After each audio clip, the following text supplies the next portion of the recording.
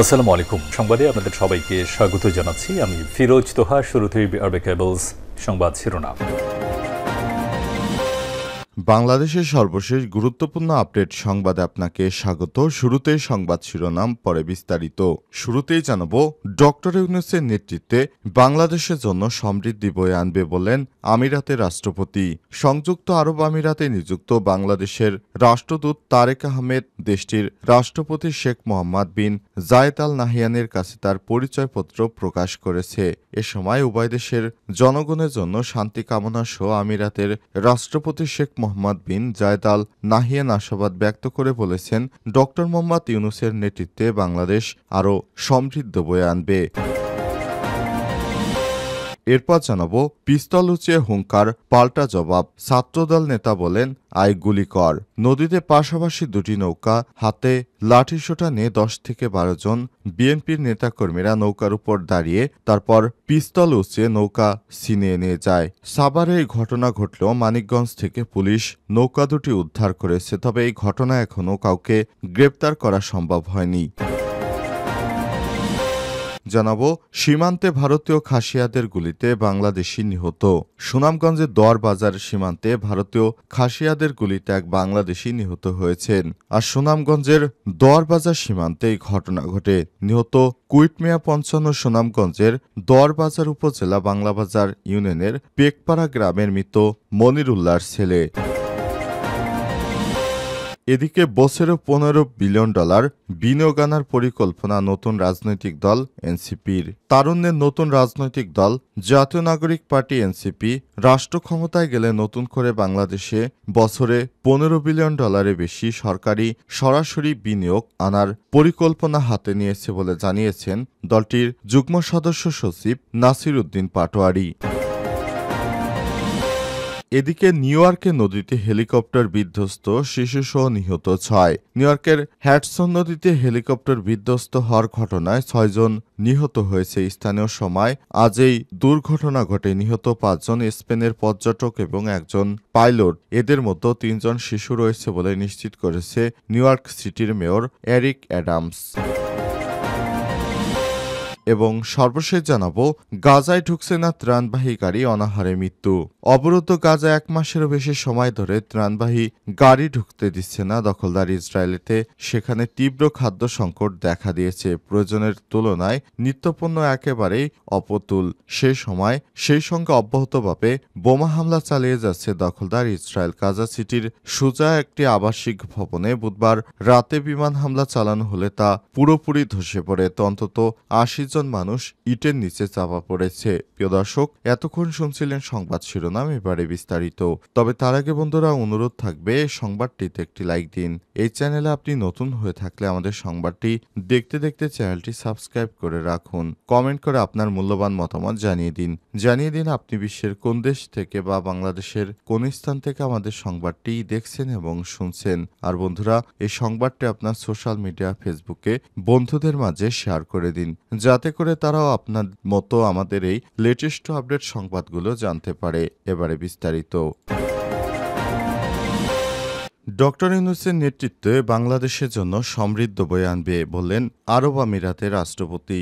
সংযুক্ত আরব আমিরাত দিয়ে নিযুক্ত বাংলাদেশের রাষ্ট্রদূত তারেক আহমেদ দেশটির রাষ্ট্রপতি শেখ মোহাম্মদ বিন জায়েদ আল নাহিয়ানের কাছে তার পরিচয়পত্র পেশ করেছেন। এ সময় উভয় দেশের জনগণের মধ্যে শান্তি কামনা সহ আমিরাতের রাষ্ট্রপতি শেখ মোহাম্মদ বিন জায়েদ আল নাহিয়ান আশাবাদ ব্যক্ত করেছেন প্রধান উপদেষ্টা প্রফেসর ডক্টর মোহাম্মদ ইউনূসের নেতৃত্বে বাংলাদেশের জন্য সমৃদ্ধি বয়ে আনবে। বৃহস্পতিবার সংযুক্ত আরব আমিরাতের সরকারের উদ্যোগে নবনিযুক্ত রাষ্ট্রদূতের পরিচয়পত্র পেশ উপলক্ষে আবুধাবি কাসর আল ওয়াতানের একটি অনুষ্ঠানের আয়োজন করা হয়। সেখানে অন্যান্য দেশের নবনিযুক্ত রাষ্ট্রদূতগণও তাদের পরিচয়পত্র পেশ করেছেন। বাংলাদেশ দূতাবাসের এক সংবাদ বিজ্ঞপ্তিতে জানানো হয়েছে, আমিরাতের রাষ্ট্রপতির সঙ্গে এক সংক্ষিপ্ত মতবিনিময়ের সুযোগে দেশটির বসবাসরত প্রবাসী বাংলাদেশিদের প্রতি তার সদয় অনুভূতির জন্য বাংলাদেশের রাষ্ট্রদূতের কৃতজ্ঞতা প্রকাশ করেছেন এবং বাংলাদেশের রাষ্ট্রপতি প্রতি অন্তর্বর্তীকালীন সরকারের প্রধান উপদেষ্টার আন্তরিক ও শুভেচ্ছা তুলে ধরার পাশাপাশি দুই দেশের মধ্যে বিবদমান বন্ধুত্বপূর্ণ সম্পর্ক দৃঢ় ও দীর্ঘস্থায়ী সম্পর্কের ভিত্তিতে চলমান সহযোগিতা আরও জোরদার করার বিষয়ে তাদের প্রতিশ্রুতি রাষ্ট্রদূত তারেক আহমেদ পুনর্ব্যক্ত করেছেন। একই সঙ্গে আমিরাতের রাষ্ট্রপতি শেখ মোহাম্মদ বিন জায়েদ আল নাহিয়ান গুরুত্বপূর্ণ দেশের স্বার্থে উন্নয়ন পারস্পরিক সহযোগিতা উত্তরোত্তর বৃদ্ধির প্রতি তার আগ্রহ জ্ঞাপন করেছেন। সর্বশেষ তিনি তার শুভকামনা করে বাংলাদেশের অন্তর্বর্তীকালীন সরকারের প্রধান উপদেষ্টার কাছে পৌঁছানোর জন্য রাষ্ট্রদূতকে অনুরোধ করেছেন। পিস্তল উঁচিয়ে হুঙ্কার, পাল্টা জবাব আয় গুলি কর। নদীতে পাশাপাশি দুটি নৌকা হাতে লাঠিসোঁটা নিয়ে 10 থেকে 12 যুবক নৌকার উপর দাঁড়িয়েছিলেন। তাদের মধ্যে একজন হঠাৎ অস্ত্র উঁচিয়ে নদীতে থাকা এক পক্ষের দিকে হুঙ্কার ছাড়েন। অস্ত্রধারীর পরনে টি শার্ট, প্যান্ট ও হাতে ব্রেসলেট। হুঙ্কারের পর অশালীন শব্দ ব্যবহার করে ওপাশ থেকে পাল্টা উত্তর আয় গুলি কর। বুধবার বিকেলে ঢাকার অদূরে সাভারের কাতলাপুর বংশী নদীর মিলনঘাট এলাকায় দৃশ্য ছিল এটি। সশস্ত্র এই গ্রুপের ভিডিও ফুটেজ দ্রুত সামাজিক যোগাযোগ মাধ্যমে ছড়িয়ে পড়ে। শুধু অস্ত্র প্রদর্শন নয়, বরং দুটি ট্রলার ছিনিয়ে নেয় তারা। খোঁজ নিয়ে জানা গেল, গোয়েনঘাটের খেয়াঘাটের চাঁদাবাজি নিয়ন্ত্রণ ও ইজারা নিয়ে বিএনপির দুই পক্ষের মধ্যে সংঘর্ষের ঘটনা ঘটে। যাদের হুমকি দেওয়া হয়েছে তারা বর্তমানে ঘাটের ইজারাদার। এই ঘটনায় সাভার পৌরসভা 6 নং ওয়ার্ড যুবদলের সাধারণ সম্পাদক কামরুল ইসলাম সাভার মডেল থানায় লিখিত অভিযোগ দিয়েছেন। পরে সেটি মামলা হিসেবে নথিভুক্ত করা হয়েছে। মামলার এজাহারে বলা হয়েছে, সাভার কাতলাপুর কর্ণপাড়া মিলনঘাট পরিচালনা করছেন কামরুল ইসলাম। কিছুদিন ধরে মানিকগঞ্জের সিংগাইর থানার ফুডনগর মোল্লাপাড়ার অন্তর খান 26, মোর্শেদ খান 25, মোশারেফ 28, হৃদয় 25, রনি 42 অজ্ঞাতনামা 10 থেকে 12 জন সেখানে এসে 5 লক্ষ টাকা চাঁদা দাবি করে এবং চাঁদার টাকা না দেয়াতে তারা অস্ত্র উঠিয়ে এই ধরনের ভয়ভীতি দেখায়। এরপর সেখান থেকে দুটি ইঞ্জিন চালিত নৌকা ছিনতাই করে নিয়ে যায়। এরপর মানিকগঞ্জ থেকে সেই নৌকা দুটি উদ্ধার করেছে পুলিশ। তবে এই ঘটনায় এখনো কাউকে গ্রেপ্তার করতে সম্ভব হয়নি পুলিশের। সীমান্তে ভারতীয় খাসিয়াদের গুলিতে বাংলাদেশি যুবক নিহত।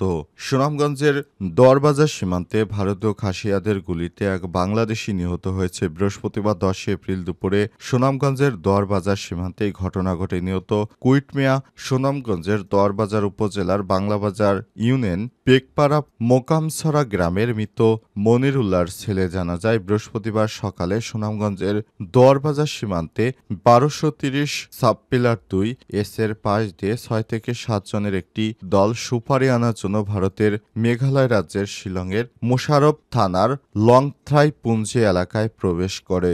দুপুরে সুপারি বস্তায় ভরার সময় খাসিয়াদের দেখে গুলি ছোড়েন কুইট মিয়া।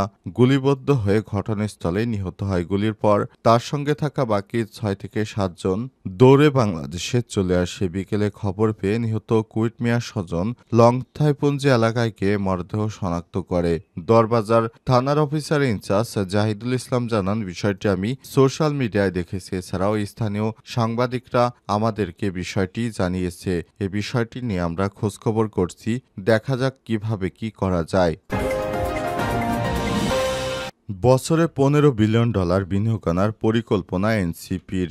জাতীয় নাগরিক পার্টি এনসিপি রাষ্ট্রীয় ক্ষমতায় গেলে তারা বছরে $15 বিলিয়ন বার্ষিক বিদেশি ঋণ আনবে এবং বাংলাদেশে চাকরির বন্যা বয়ে দেবে, এমনটা জানিয়েছে দলটির যুগ্ম আহ্বায়ক নাসির উদ্দিন পাটোয়ারি। তিনি আরও বলেছেন, বাংলাদেশে বিগত সময়ে কোনো উন্নয়ন হয়নি, বিদেশ থেকে কোনো প্রতিষ্ঠান আসেনি। বিশেষ করে স্যামসাং $22 বিলিয়ন বাংলাদেশে বিনিয়োগ করতে চেয়েছিল, কিন্তু বিগত ফ্যাসিস্ট সরকারের কারণে বাংলাদেশে সেই বিনিয়োগটি আসেনি। সেই বিনিয়োগটি বর্তমানে ভিয়েতনামে চলে গিয়েছে। কারণে বাংলাদেশে অনেক বড় রাজস্ব হারিয়েছে। আমরা নতুন করে বাংলাদেশের জব সেক্টর আবার আগের জায়গায় নিয়ে আসতে চাই। আমরা বাংলাদেশটাকে সমৃদ্ধশালী করতে চাই। এজন্য অন্তত $15 বিলিয়ন তারা বিদেশি বিনিয়োগ বাংলাদেশে আনার সিদ্ধান্তের কথা জানিয়েছে। এনসিপি যদি ক্ষমতায় যায় তাহলে দেশে প্রাইভেট সেক্টরে চাকরির বন্যা বয়ে দিতে চায়। বিশেষত বর্তমান অন্তর্বর্তীকালীন সরকার ক্ষমতা আসার পর